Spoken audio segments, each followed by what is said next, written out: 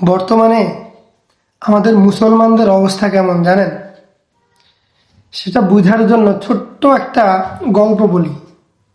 মনে করেন আপনি আপনার বাড়ির সবাই মিলে একটা পুকুর হিঁচলেন, মানে হচ্ছে পুকুর সেচ দিলেন। এখন পুকুরের পানি সেচ দেওয়ার পরে, পুকুর হিঁচার পরে এখন কাজ কি?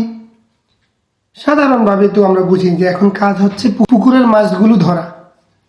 এখন বাড়ির সবাই মিলে পুকুরের মাছ ধরতে নামলাম। এখন যারা একটু বড় মানুষ, যাদের শরীরে একটু শক্তি আছে, তারা হচ্ছে বড় বড় মাছগুলো ধরতেছে। এরপরে যাদের একটু শক্তি কম, মিডিয়াম বয়সী, তারা হচ্ছে বড় মাছ থেকে যেগুলো একটু ছোট ওগুলো ধরতেছে। আবার কিছু মাছ আছে ছোট ছোট, ওগুলো ছোটরা ধরতেছে।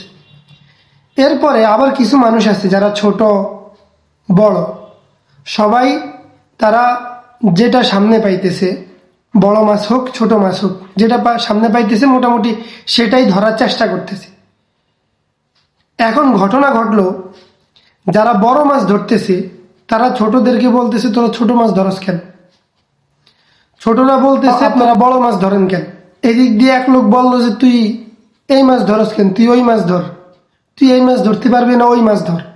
এই যে নিজেদের মধ্যে একটা দ্বন্দ্ব, এই দ্বন্দ্ব আর তর্কাতর্কি করতে করতে অন্য গ্রামের মানুষ এসে, অন্য বাড়ির মানুষ এসে আপনার পুকুরের মাছগুলো আস্তে আস্তে ধরে ধরে নিয়ে যাচ্ছে।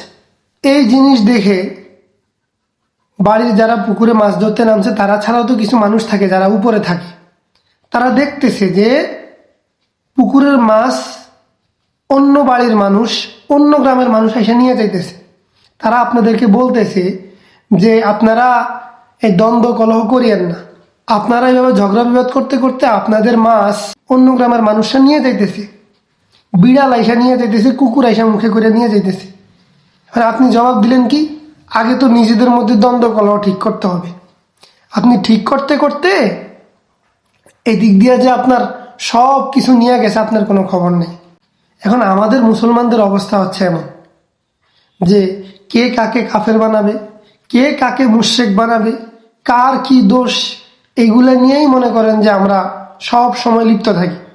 আর অন্য দিক দিয়ে বিধর্মীরা যে আইসা আমাদের ইসলামকে, আমাদের ইমানকে ধ্বংস করতেছে, আমাদেরকে গুনাহের দিকে ধাবিত করতেছে, ওই জিনিসগুলো আমাদের মাথায় নেই। এবং কিছু মানুষ আছে যারা বুঝতেছে যে বিধর্মীরা আমাদের ইমান নিয়ে খেলা করতেছে, হাসি তামাশা করতেছে, আমাদের ইমানকে ধ্বংস করতে চাইতেছে। এখন যারা এই ধরনের কথা বলে, আমরা আবার তাদের বিরুদ্ধাচারণ করি। ওই যে বললাম মাছ ধরার মতো।